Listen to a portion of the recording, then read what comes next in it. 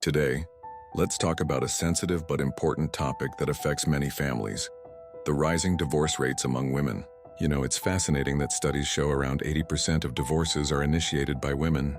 But before we dive deeper, I want to acknowledge something crucial. Divorce isn't something to be taken lightly, and from a spiritual perspective, it's particularly significant. In many religious teachings, especially Christianity, marriage is viewed as a sacred covenant.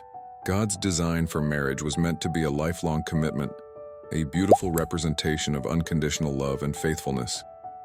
When we look at religious texts, they consistently emphasize the sanctity of marriage and God's displeasure with divorce. But here's the thing. Understanding this spiritual truth doesn't mean we should ignore the complex realities many couples face. Women today are often juggling multiple roles, being wives, mothers, professionals, and caregivers. When marriages become strained, they're frequently carrying heavy emotional, mental, and sometimes physical burdens. Instead of just focusing on the statistic, maybe we should be asking different questions.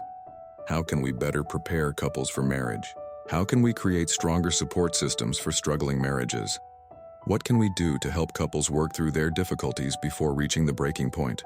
The goal isn't to judge those who've gone through divorce, but rather to understand how we can build healthier, stronger relationships from the start.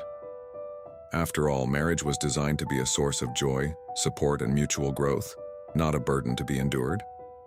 Remember, while God may hate divorce, He loves people infinitely more.